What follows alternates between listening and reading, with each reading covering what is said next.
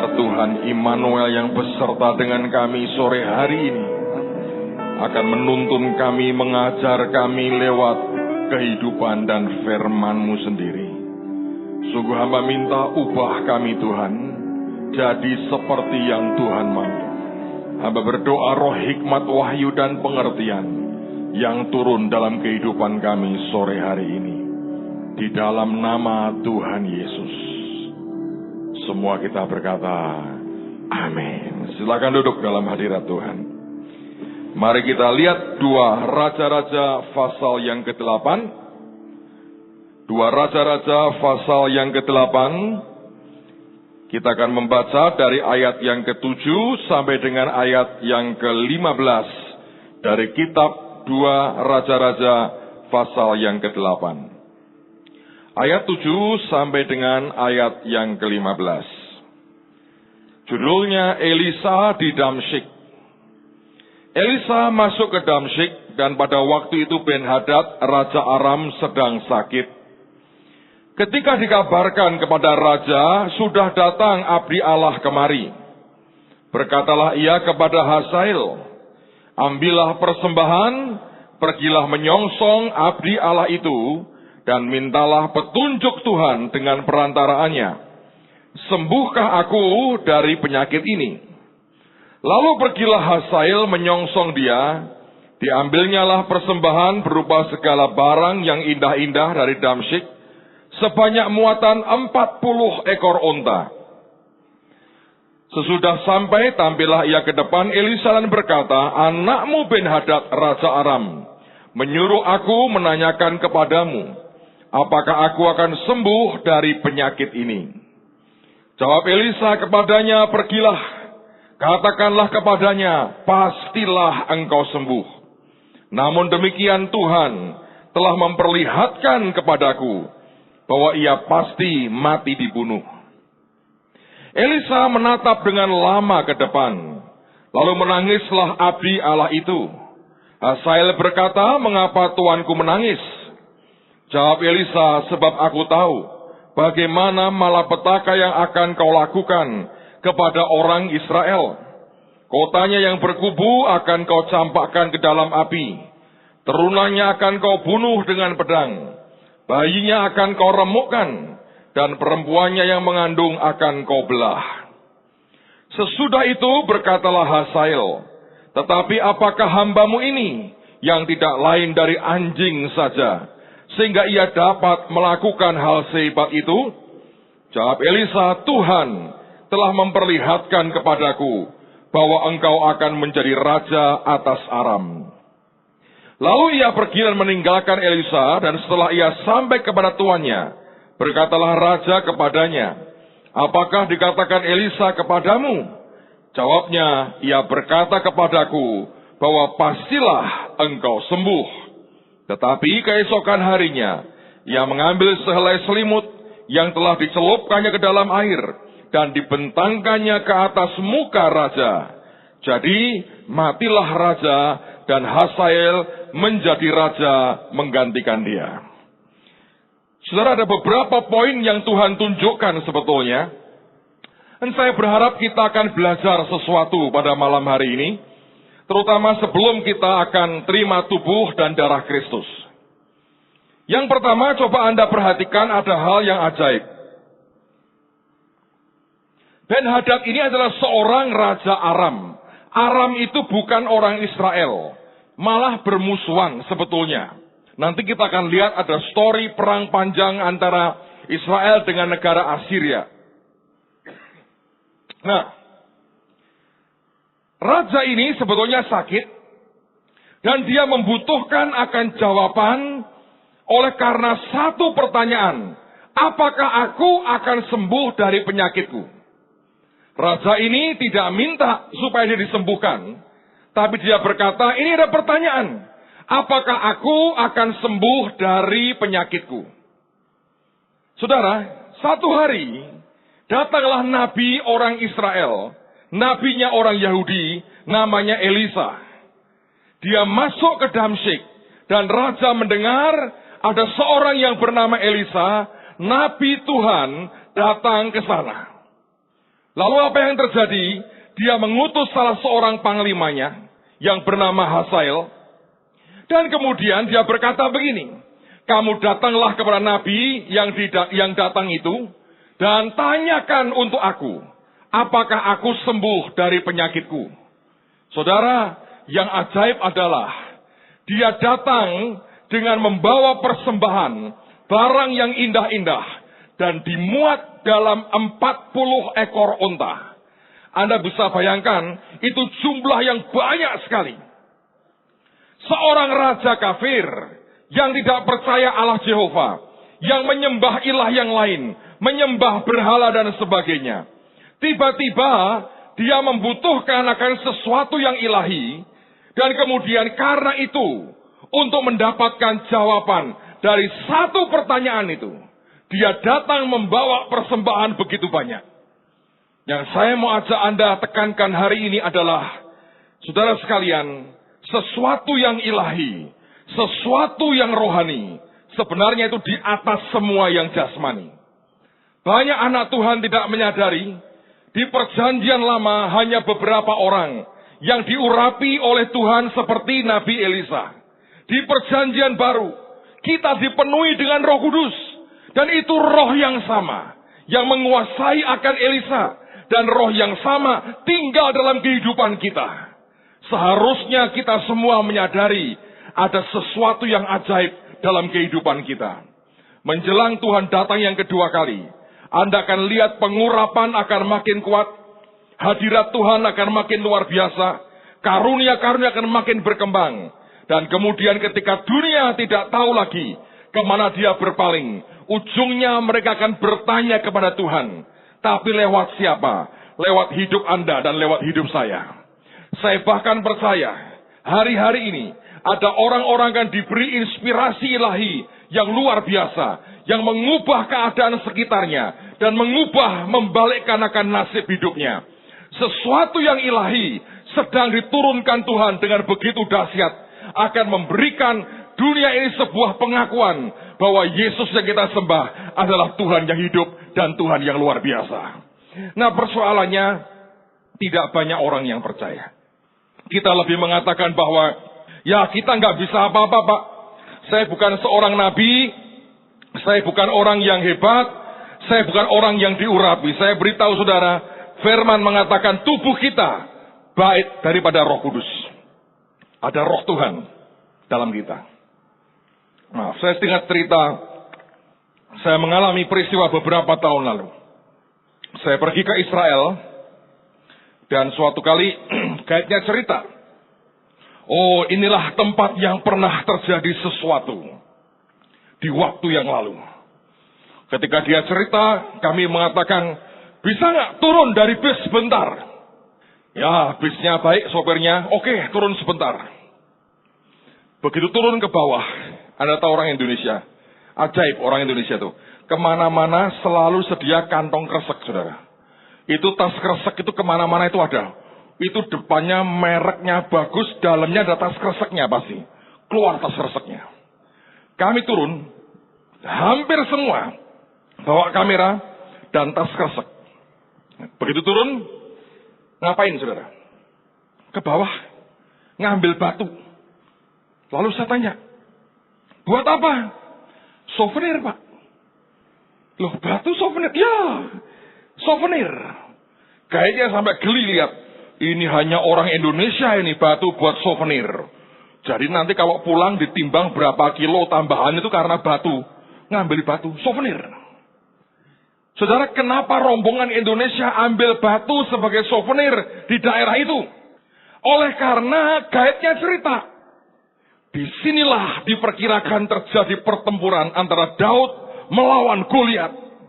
Lalu dia berkata, ingat ceritanya Daud pergi ke tepi sungai. Dia mengambil batu yang licin 5 biji. Dia ambil itu batu. Kemudian dia bunuh akan Goliat. Saudara, itu batu seperti batu yang biasa. Tidak ada yang istimewa. Dicampur dengan batu yang lain, tidak ada bedanya. Yang membuat berbeda adalah itu batu di tangan orang yang diurapi Tuhan. Perbedaannya adalah di tangan siapa sesuatu itu. Bayangin, dan kita ini adalah orang yang diurapi Tuhan. Nama Kristus artinya yang diurapi. Kita percaya kita ini orang Kristen. Artinya Kristus kecil.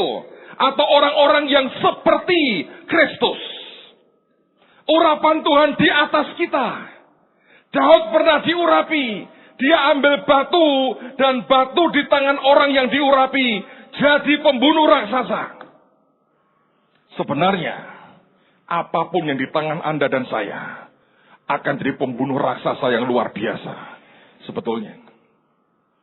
Tapi karena kita nggak percaya, maka akibatnya tidak akan terjadi apa-apa. Janda Sarfat punya tepung cuma segenggam. Sekarang masalahnya siapa yang gigit pertama itu rotinya itu. Kalau yang gigit orang biasa habis. Ketika diberikan kepada Nabi Elia. Dan dia berkata, buatkan buat aku dulu. Dan dimakan pertama oleh si Nabi itu. Alkitab berkata tepung dan minyaknya tidak habis. Sampai Tuhan memberikan hujan atas Israel. Saudara sekalian, kenapa bisa begitu? Karena yang makan adalah orang yang diurapi. Dari mana tahu Pak? Dia Nabi. Anda diurapi Tuhan. Tiap kali kita nyembah Anda berbahasa roh. Tanda engkau diurapi Tuhan. Ada roh Tuhan atasmu. Apapun yang kau pegang. Harusnya tidak akan habis. Akan berlipat kali ganda. Tambah berkelimpahan. Sebab ada roh Tuhan dalam hidupmu. 5 roti dan 2 ikan. Saudara tahu ceritanya? Mungkin di tangan orang lain. Dimakan sekali habis. Jatah makan siang seorang anak kecil. Habis sekali makan. Tapi saya ingat ketika saya sekolah minggu. Saya diajari sebuah lagu. Saya masih ingat sampai hari ini lagunya. 5 roti dan 2 ikan. Terus apa saudara? Tuhan Yesus yang memberkati. Yang sekolah minggu, Anda yang ngerti, yang kecil bambungan, yang tidak pernah sekolah minggu, tidak ngerti lagu ini. Dimakan 5.000 orang, sisa 12 keranjang. Wah, waktu kecil nyanyi lagu itu. 5 roti dan 2 ikan. Tapi Tuhan Yesus yang memberkati. Beda, saudara. Menganggap enggak? Coba semua lihat tangan Anda masing-masing. Katakan dalam nama Tuhan Yesus. Ada kuasa Tuhan dalam tanganku ini. Apapun yang kupegang akan jadi. Apapun yang kupegang akan bertambah banyak. Untuk kemuliaan nama Tuhan. Yang percaya katakan amin.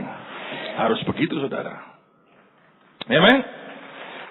Ben-Hadad raja kafir datang ke Elisa. Bawa persembahan 40 onta banyaknya. Menurut saya orang Kristen pun tidak melakukan itu. Saking percayanya, dia nggak minta apa-apa. Cuman satu pertanyaan, aku sembuh atau tidak? Jawabannya malah nggak enak ya, sembuh tapi lu matinya dibunuh, bukan karena penyakit itu. Si Nabi berkata itu penyakit tidak mematikan engkau. Yang nanti mematikan itu orang lain.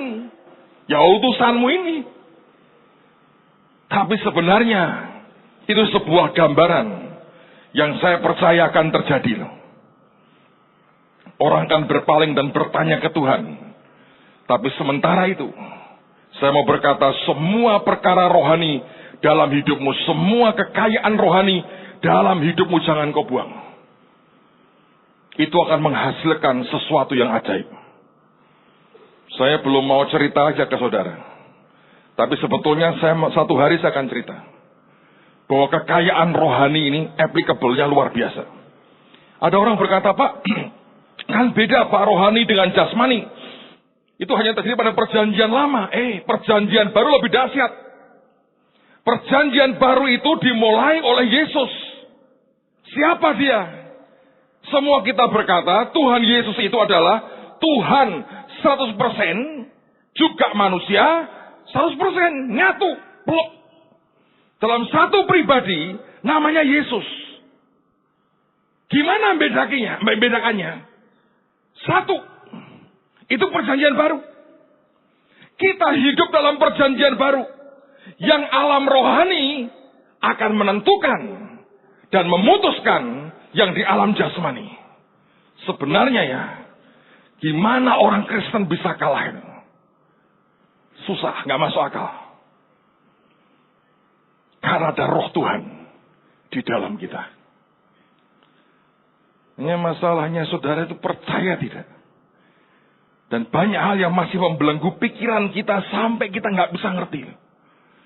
Ada anugerah yang luar biasa sebetulnya. Tuhan tawarkan dalam kehidupan kita. Tapi sebagian orang Kristen itu, saya kadang-kadang bingung. Nggak ngerti. Ya hidup begitu aja kayak layang-layang putus itu. Ngalir sana, kemana angin bertiup. Ya ke sana. Anginnya sedang pada begini ya begini. Angin ke kanan, ke kanan. Kayak layang-layang putus, nggak jelas. Ditanya kamu mau kemana? Ya tergantung. Nggak ada angin ya jatuh. Buat royokan anak kampung gitu kan. Seperti itukah hidup kita? Saya pikir tidak. Roh Tuhan di dalam kita nih. Lebih besar dari yang di dunia. Bagaimana kita membiarkan diri kita. Seperti layang-layang seperti itu. Tapi mungkin ada orang-orang seperti. Ya si bungsu itu. Sudah biarin. Sampai makan nampas makanan babi, sampai melarat gitu, bau babi semua. Satu hari mungkin akan pulang. Dan sadar di rumah bapaknya ada otoritas dan kuasa dan kelimpahan yang luar biasa. Saya berdoa tidak ada orang yang seperti bungsu di sini. Yang harus bau babi dulu. Baru Anda kembali ke Tuhan. Ada anugerah yang Dia sediakan buat kita. Itu yang pertama. Yang kedua, menarik sekali di sini. Lihat pada ayat yang ke-11. Saya bacakan dulu ya. Elisa menatap dengan lama ke depan. Lalu menangislah abdi Allah itu. Di dalam bahasa Inggrisnya itu bukan menatap ke depan. Tapi dikatakan begini. Elisa itu menatap dengan tajam, dengan lama. Ke siapa? Ke Hazael. Dipentelengi gini. Dilihat pentelengi. Dan itu dia tatap dengan lama. Dan ada tambahan. Until he was ashamed. Sampai dia merasa malu. Lalu kemudian Elisa nangis. Hazael tanya, kenapa engkau menangis? Dia berkata, satu hari engkau akan membawa kehancuran dan pemusnahan. Dan pembunuhan yang mengerikan terhadap bangsaku. Dan dia berkata, dia pura-pura berkata, aku ini cuma anjing. Mana mungkin aku seperti itu. Tuhan berkata, kamu akan jadi raja atas Aram. Saudara, apa yang sebetulnya Tuhan mau sampaikan di sini? Kalau Anda baca cerita ini, begitu pulang dia bunuh rajanya kan, Hazael. Nanti kalau saya tunjukkan beberapa pasal setelah ini, Hazael pernah menyerang perang dengan Israel. Dan dia buat pembunuhan besar-besaran di Israel. Tapi hari itu, Tuhan memberikan sebuah anugerah. Untuk sebetulnya dia dicegah dari melakukan hal yang sebetulnya mengerikan. Ditatap oleh Elisa. Dan Elisa tahu siapa dia. Dan Hazael malu bukan karena dia pemalu. Saya percaya tatapan itu membongkar semua kejahatan di dalam dirinya.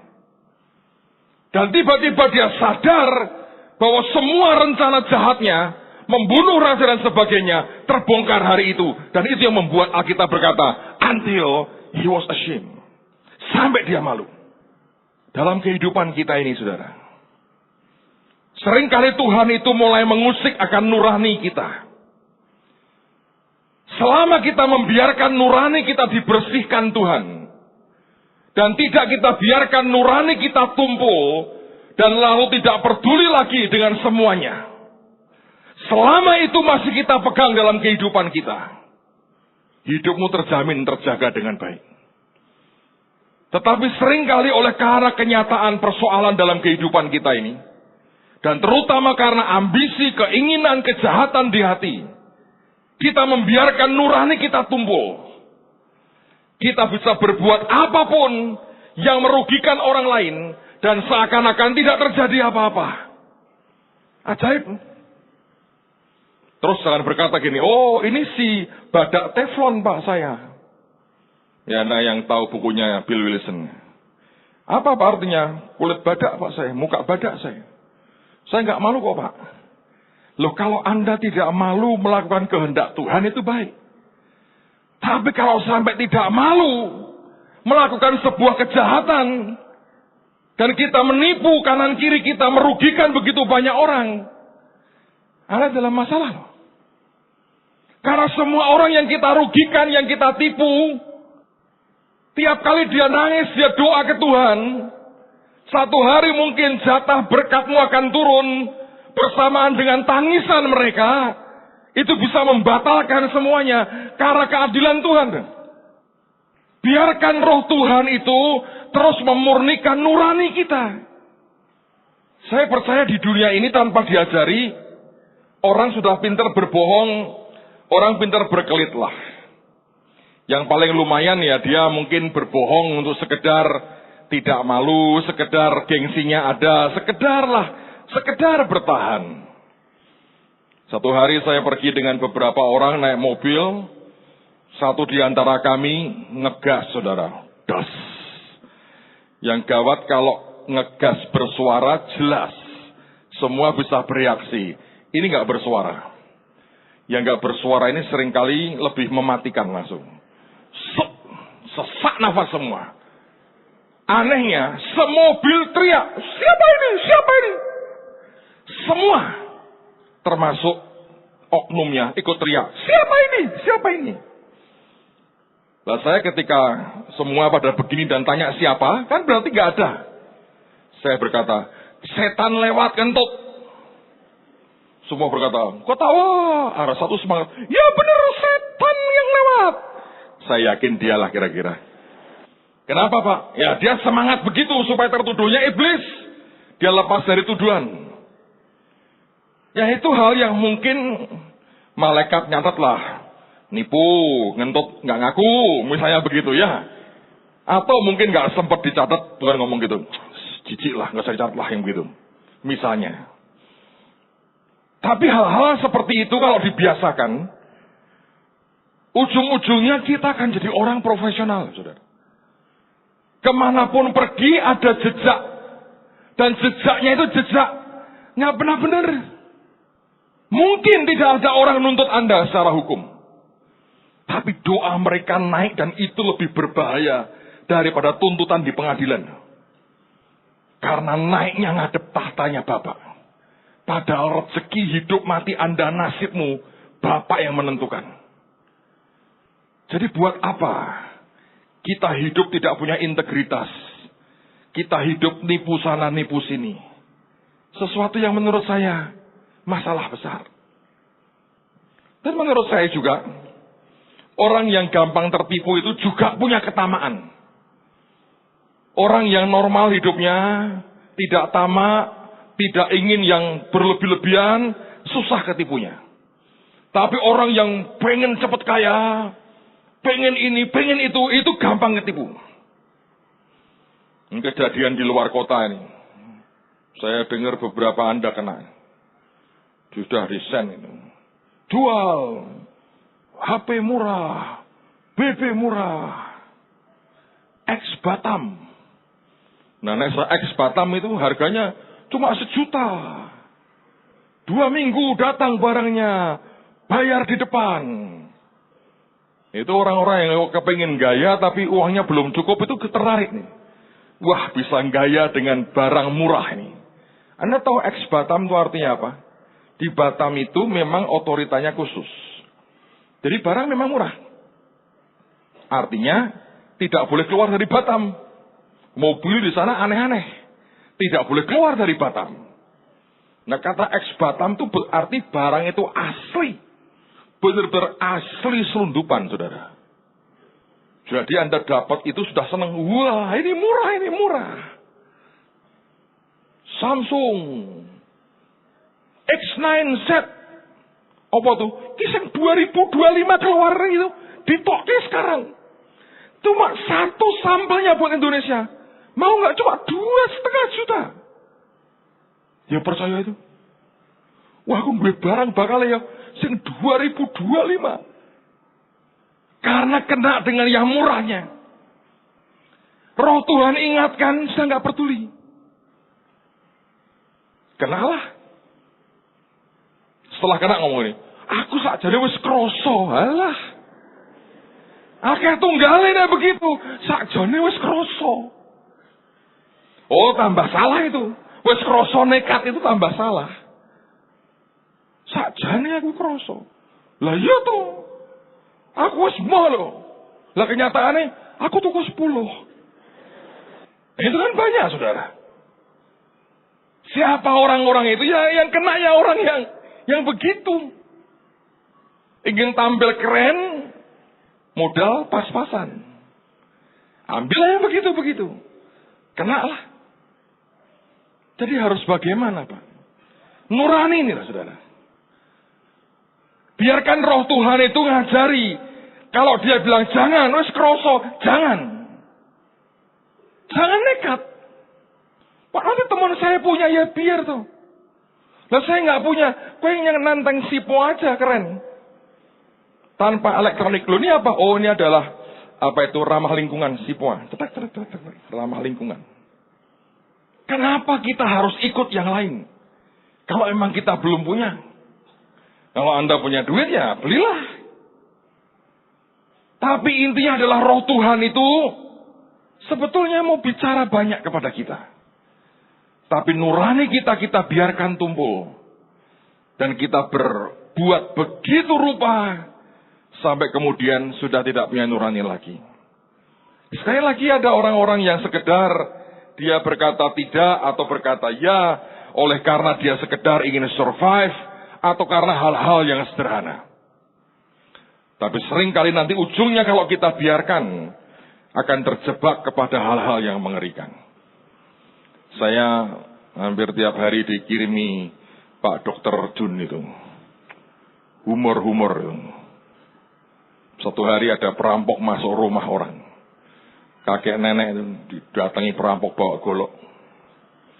Neneknya diancam, taruh golok di lehernya. Dia ngomong sama kakeknya ini. Kamu kalau tidak tunjukkan hartamu, aku potong leher istrimu. Wah, sudah tua kan nangis-nangis, minta ampun. Jangan. Ini perampoknya ganas. Sebelum dia bilang, sebelum aku gorok, perampoknya tanya sama si nenek ini. Namamu siapa? Maria. Kok sama dengan nama ibuku? Tidak tega aku membunuh kamu. Gantian, kakeknya tempeli golok. Kamu namanya siapa? Tono, tapi orang-orang panggil aku Maria. Tono dari Maria itu bi. Sekedar jangan sampai dibunuh. Kadang-kadang ada hal kecil dalam kehidupan kita. Dan sebetulnya kita abaikan terlalu banyak yang kecil. Dan ujungnya tiba-tiba kita sadar. Terlalu terbiasa kita dengan ketidakjujuran. Dan kita mengerjakan banyak hal yang mengerikan dalam kehidupan kita. Saya berdoa, Tuhan akan jagai kita. Dan Tuhan akan tolong kita. Tetap punya nurani yang murni. Kalau Tuhan berkata jangan nekat.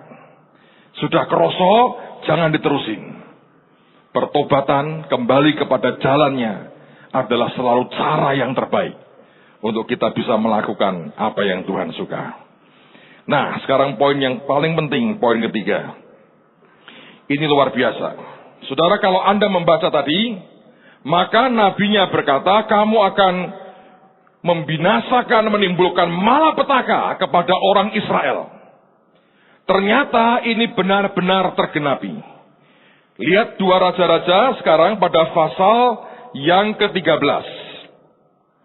Saya akan tunjukkan benar-benar terjadi. 2 Raja-Raja 13, ayat yang pertama sampai dengan ayat yang ke-7. Dalam tahun ke-23 zaman Yoas bin Ahazia, Raja Yehuda, Yoahas anak Yehu menjadi raja atas Israel di Samaria.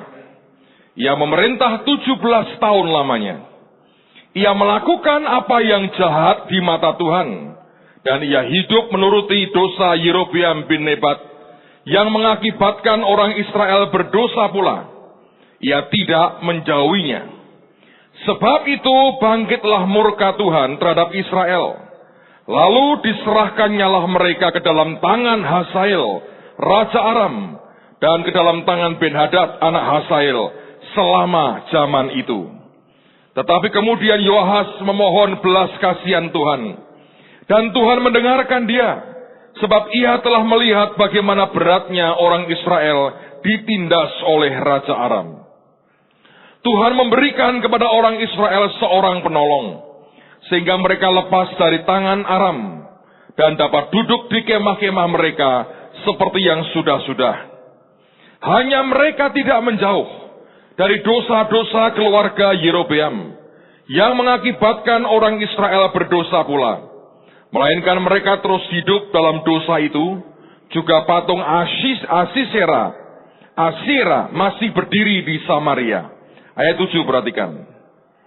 Sebab tidak ada laskar ditinggalkan pada Yoahas, selain dari 50 orang berkuda, dan 10 kereta, dan 10.000 orang berjalan kaki.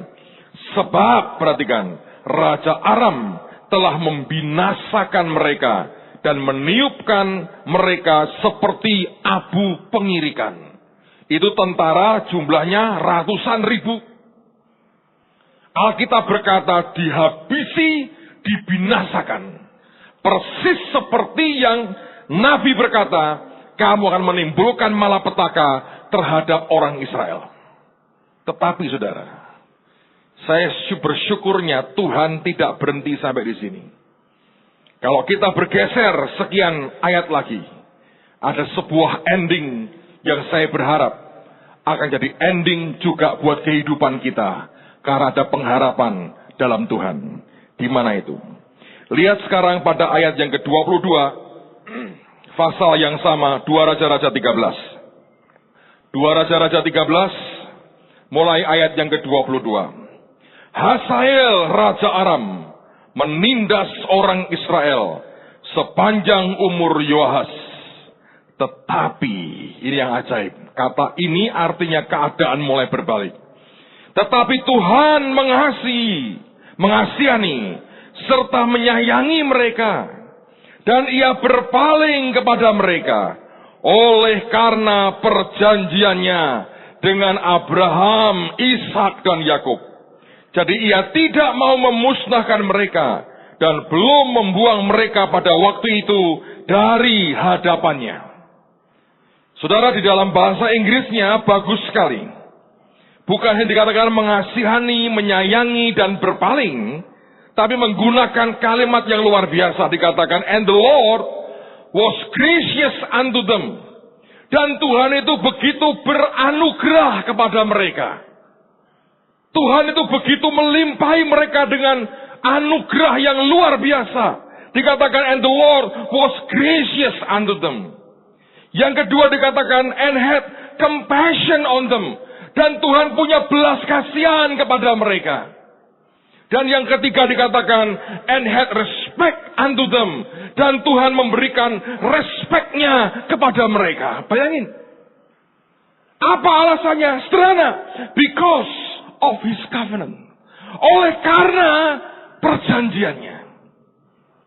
Kalau perjanjian Tuhan kepada Abraham, Ishak, dan Yakub menghentikan Hazael dari segala kejahatannya dan memberikan akan pembalikan keadaan kepada Israel. 2000 tahun yang lalu Yesus mati buat kita, memberikan perjanjian baru, New Covenant. Ini lebih hebat dari perjanjian Abraham, Ishak, dan Yakub, saudara. Dan perjanjian ini milik kita. Kenapa kita membiarkan setan terus merajalela atas kehidupan kita? Dan kita biarkan setan menyeret hidup kita makin lama makin hancur. Ada sebuah perjanjian yang dia pernah berikan buat kita. Tinggal engkau berkata, aku kembali kepadamu Tuhan. Aku terikat dalam perjanjian baru, new covenant dengan Tuhanku. Semuanya tiba-tiba akan berubah. Karena ayatnya mengatakan, Tuhan begitu beranugerah. Tuhan begitu memberikan akan belas kasihan.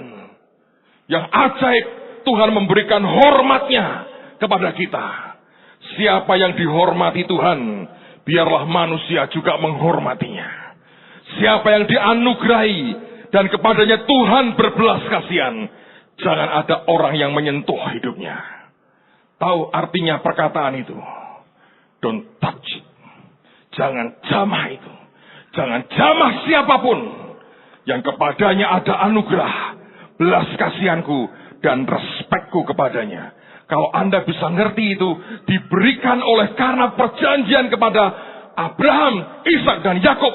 Apalagi perjanjian yang Tuhan berikan lewat pengorbanan Yesus di salib 2000 tahun yang lalu. Itu yang membuat saya mengajak Anda sebentar.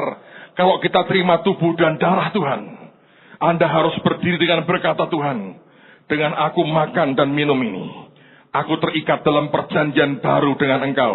Dengan korban Yesus Kristus sendiri. Efeknya apa? Aku akan terima anugerah, belas kasihan, dan respek dari Tuhan. Kalau Anda baca, selanjutnya ajaib sekali. Teruskan lagi. Ayat 23, saya ulang lagi. Tetapi Tuhan mengasihani serta menyayangi mereka, dan Ia berpaling kepada mereka oleh karena perjanjiannya dengan Abraham, Ishak dan Yakub.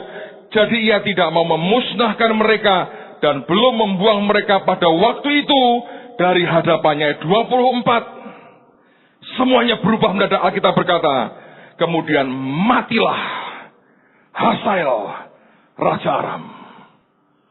Dan dia berkata, enough is enough.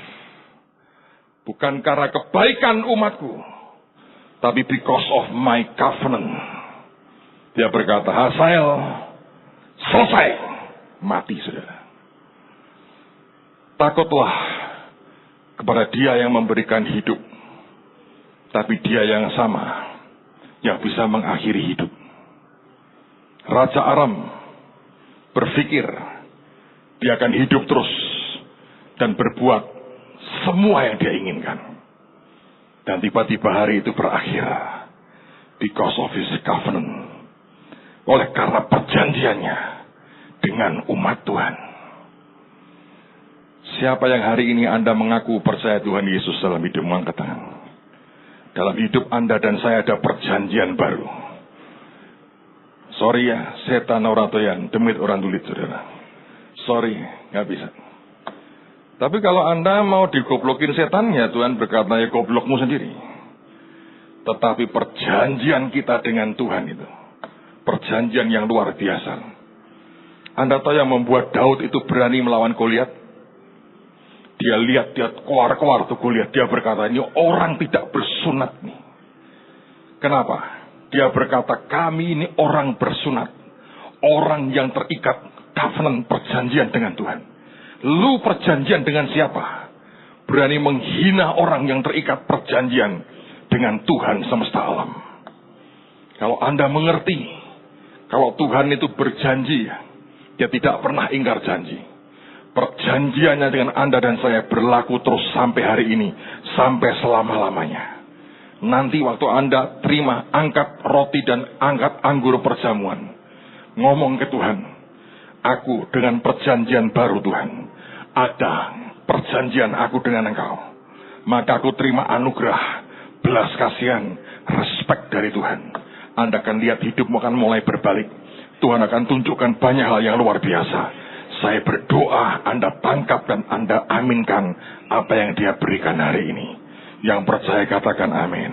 Tutup Alkitab saudara. Arahkan hatimu, Immanuel, Immanuel. Mari percaya Dia Immanuel. Dan kita akan terima tubuh dan darahnya pada hari ini. Saudara, sementara kita menyiapkan hati, kita tetap dukung keluarga Pak Andri ya, yang kena musibah. Kemarin saya dengar yang di Tirtoyoso, Budi Kasih, kita sering komunikasi dengan beliau. Ada banyak kali ketika ada jemaat yang pulang, hampir selalu kita dengan beliau. Dan kita mendengar ada musibah dan kediamannya terbakar dan ada 7 yang meninggal. Ada istilah yang orang di barat mengatakan sometimes bad things happen to good people. Kadang-kadang ada hal-hal yang jelek yang terjadi pada orang-orang yang baik. Sebagai anak Tuhan, menurut saya, satu, tidak usah bertanya dosa siapa atau dosanya apa, karena semua orang berbuat dosa. Yang kedua, tapi juga kita tidak usah mempertanyakan Tuhan, di mana Engkau Tuhan? Karena hidup kita ini sampai nanti dalam kekekalan baru semua itu terjawab. Ya, yang dipanggil pulang sudah tahu. Begitu pulang terjawab. Ketemu Tuhan soalnya. Dijawab. Yang di dunia ini sebagian besar akan tetap merupakan sebuah misteri. Karena kemuliaan Tuhan itu menyembunyikan segala sesuatu. Artinya ada bagian dalam hidup kita ini yang tetap merupakan sebuah misteri. Yang Alkitab berkata, ya yang Tuhan ungkapkan, yang Tuhan bukakan, itu yang kita lakukan. Tapi yang tidak Dia ungkapkan itu tetap miliknya Dia dan haknya Dia. Kita mendengar Ibu Irin Jakarta juga pernah bersaksi kan. Malah itu, waduh, saya kalau ingat, kira-kira jam berapa tuh, 2:30 jam 3. Telepon saya tuh bunyi, saya sudah masih tidur, matanya berat sekali. Akhirnya karena itu bunyi berkali-kali, saya lihat, loh kok telepon? Saya pikir ada apa. Terus ada yang BB masuk cerita, saya telepon balik. Ya, beliau lagi di ambulans, di belakangnya ada kantong mayat. Dan dia bilang, mungkin yang dengan saya ini Ricky, Pak. Mungkin, karena belum. Dan memang ya. Anak ini masih muda dan baru saja pelatihan dari chef, dinyatakan lulus dan akan dipasrai sebuah restoran yang elit di Jakarta. Tiba-tiba terjadi begitu, terbakar dan meninggal di tempat. Ibunya tegar sih, sampai hari ini tetap cinta Tuhan, makin semangat menghajar iblis dia. Nah, itu bagus sih. Tapi kita sebagai keluarga, sebagai sesama anak Tuhan, minimal ayo didoakan saudara, berikan kekuatan Tuhan. Tapi buat pelajaran semua kita, percayalah selama di dunia ini ada banyak misteri yang kita nggak tahu. Tapi mereka yang dibawa pulang, yang dipanggil pulang, begitu dia menatap Tuhan, semuanya jelas. Karena Tuhan jelaskan, dan tiba-tiba dia bisa berkata, wah betul juga. Kalau Anda datang di kebaktian youth kemarin, cucu Pak Yusak, Davis, sekian tahun lalu juga ibunya kecelakaan pas naik mobil dengan Pak Yusak pulang doa dari Bekasi dengan kami, dihajar truk di belakang, meninggal seketika. Ya, sekian tahun tidak ada orang tua kandung yang didik dia atau nolongin dia. Ya, siapapun ingin punya orang tua utuh. Anak ini tidak. Dan dia cerita berkali-kali sekolah itu mogok, berkali-kali. Saya harus pindah-pindah sekolah untuk naik. Jadi keluar tapi naik. Apa itu? Bukan keluar, naik tapi keluar. Kebalik saya. Naik, keluar, naik itu berkali-kali. Tapi tahun ini dia bisa kuliah. Dan anak mamiku meninggal kecelakaan. Kemarin dia altar call, dia khotbah. Saya tidak berkata bahwa supaya anaknya khotbah, orang tuanya begitu, tidak. Tapi lihatlah keseluruhan. Nanti kita akan mengerti dan tidak kecewa dengan Tuhan. Amen, saudara. Dalam hidup Anda dan saya, berikan rongga kepada misteri Tuhan. Dan tetap jangan curiga dengan Tuhan. Dia Tuhan yang baik. Anaknya itu dikorbankan. Anda lihat, sampai hancur badannya itu untuk Anda dan saya. Jangan curiga dengan Bapakmu yang di surga. Walaupun banyak hal kita nggak mengerti, mari tetap percaya Tuhan itu baik. Saya waktu mendoakan peristiwa tadi kemarin sore itu, terngiang di telinga saya dan hati saya jelas sekali. Ayat di firman, di Mazmur, tetapi aku percaya kepada Tuhan. Dan rupanya Roh Kudus tetap mau berkata, nak, misteri itu pun aku tidak cerita dengan kamu. Tetap itu misteri. Tapi apa reaksimu? Dia berkata, ingat, tetapi aku percaya kepada Tuhan. Siapa yang tetap ingin belajar percaya dalam kehidupan kita? Ayo berdiri sama-sama. Angkat akan tubuh Tuhan ini. Tuhan, kami bersyukur buat tubuhmu yang dipecahkan buat kami. Maka kami berkata, kami ini ada dalam perjanjian dengan Tuhan. Setan, kau berhenti hari ini menyiksa, menganiaya, mengganggu hidup orang-orang percaya ini. Engkau lihat kami terikat dalam perjanjian covenant, perjanjian baru dengan Yesus kami. Dan Tuhan yang berkata makan, kami makan ini, kami makan tubuhnya, kami makan dagingnya. Dan tidak ada kuasa lain yang bisa menyentuh kami. Semua kelemahan tubuh, sakit penyakit, kegagalan, kemiskinan, kekhawatiran, kutuk, berhenti dalam nama Yesus. Kami makan sesuai dengan perkataanmu Tuhan, dengan iman. Dalam nama Tuhan Yesus. Makan, saudara. Angkat cawan ini di hadapan Tuhan. Tuhan Yesus sendiri yang berkata, ini darah perjanjian baru. Saat ini mengalir di hidup kita, maka termeterai semuanya. Kami terima darah perjanjian baru. Engkau yang berkata, minumlah. Tuhan pernah berkata, lakukan ini sebagai peringatan akan daku. Saya percaya juga artinya, ingatkan aku setiap saat engkau ada dalam perjanjian dengan aku. Kami minum dengan iman dan termeterai semuanya dalam nama Yesus. Minum, saudara. Angkat tanganmu di hadapan Tuhan. Syatakara masyikiri mata syatakara. Dalam nama Yesus, semua yang bukan dari Tuhan selesai. Mulai hari ini, oleh karena perjanjian dengan Tuhan, Tuhan akan begitu gracious dengan kami. Ada compassion Tuhan yang turun ke hidup kami. Dan kami terima respect dari Tuhan dalam hidup kami.